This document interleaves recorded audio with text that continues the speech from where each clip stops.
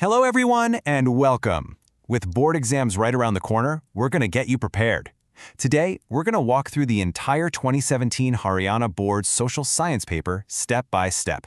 We'll be covering political science, geography, and economics, breaking down all the key answers and concepts you absolutely need to know. Now, before we jump in, a really important shout out. All the credit for putting together this fantastic resource goes to Mukesh Kumar Jain, a lecturer in economics. We're going to be using his excellent work as our guide today. So here's our game plan. We're going to tackle this paper section by section, exactly like you would in the real exam. First up is political science, then we'll dive into geography, and we'll finish strong with economics. You ready? Let's do this. Okay, let's get right into our first section, political science. We're kicking things off with those quick one-mark objective questions. These are perfect for grabbing some easy marks right at the start. First up, question 9 is about Belgium's ethnic makeup. It's a real mix, right? You've got a Dutch-speaking majority at 59%, a large French-speaking minority at 40%, and a tiny 1% German-speaking group. Next, federalism. The simplest way to think about it is a system where power is shared between the central government and the state governments. Question 11 takes us back to the 1968 Olympics and the powerful protest by American sprinters Tommy Smith and John Carlos. And finally, for question 12, the magic number is 6. That's how many national parties were recognized in India back in 2006. So let's look at the definition for ethnic. What's really key here is that it's not just about where you're from. It's a social division that's built on a shared culture and a strong belief in a common ancestry. It's that powerful sense of a shared history and identity that really defines an ethnic group. So, how does a big, complicated idea like federalism actually work in the real world? Well, it all comes down to two things: mutual trust between the different levels of government and a basic agreement to live and work together. India is a perfect example of this in action. You see it through policies like creating states based on language, which honors regional identity, and the constant balancing act of power between the central government and the states. Now, social divisions can have a truly explosive impact on politics. Question 15 gives us two really powerful examples. In Northern Ireland, that deep religious split between Catholics and Protestants fueled decades of violent conflict. But even more drastically, look at Yugoslavia. There, political competition along ethnic and religious lines didn't just cause conflict, it literally tore the country apart. It's a stark reminder of just how fragile a nation can be. All right, on to question 16. How do pressure groups and movements actually get what they want? Well, they usually follow a pretty clear playbook. Step 1 is to rally the public with meetings and marches. If that doesn't work, they might escalate to strikes or disruptions to really get attention. And for the groups with serious cash, there's always lobbying, hiring professionals to directly influence the decision-maker. Questions 17 and 18 really dig into some of the biggest challenges facing democracies everywhere. You often see political parties where all the power is held by just a few leaders at the top. This can lead to dynastic succession, where leadership just gets passed down within a family.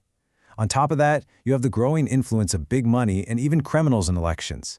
It all points to the main challenge: how do we make sure true democratic principles are applied everywhere, in every part of society? Now for our first 6-mark question, which tackles communalism. It's important to see that it takes many forms. It can be something subtle, like everyday prejudices. It can be about political dominance, where a majority group tries to impose its will. It can be a cynical political strategy, creating vote banks along religious lines. And in its most tragic and disruptive form, it explodes into riots and massacres, like those seen during the partition. The alternative question here offers a fantastic comparison: economic growth versus economic development. Here's the absolute key difference. Growth is all about quantity. It's about the numbers, like GDP, going up. Development, on the other hand, is all about quality. It asks the real questions. Are people's lives actually getting better? Is poverty going down? Is there better access to healthcare and education? It's about ensuring a life of dignity for everyone. All right, that wraps up political science. Let's switch gears and move on to geography. We're going to start once again with those quick-fire 1-mark questions.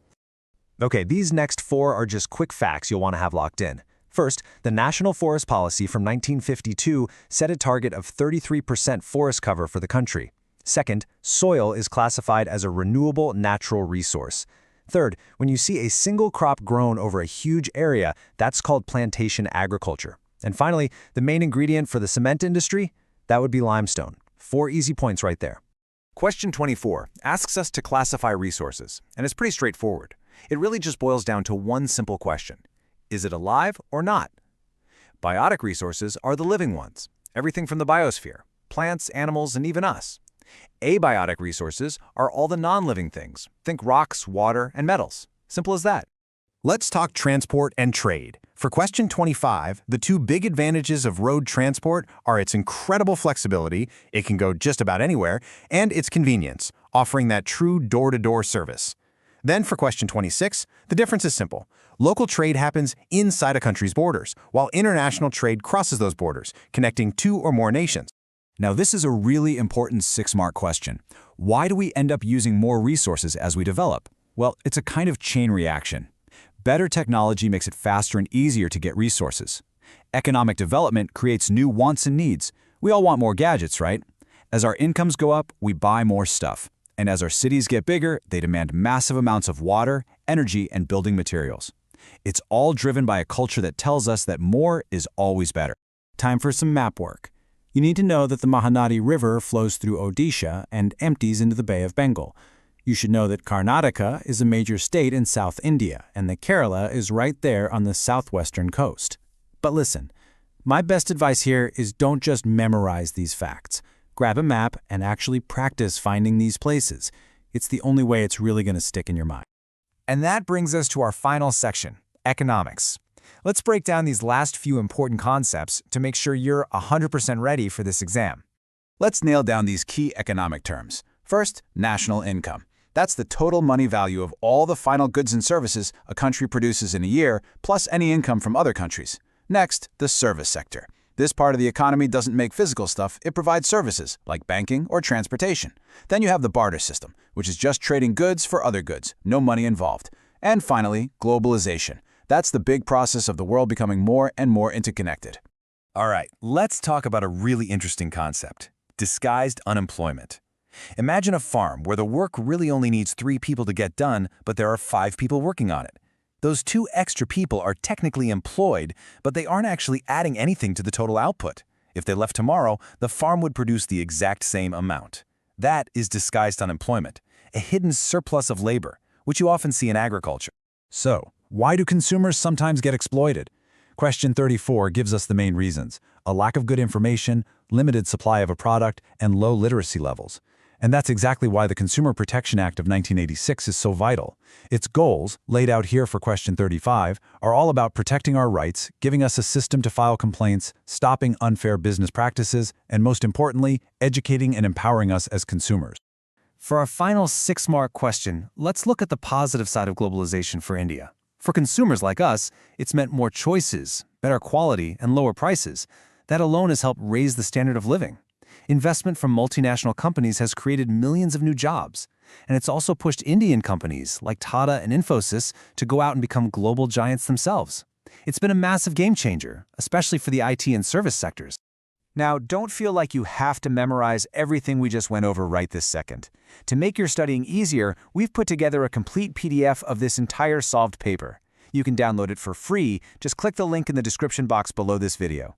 It's a great tool for revision. And that brings us to the end of our deep dive into the 2017 paper.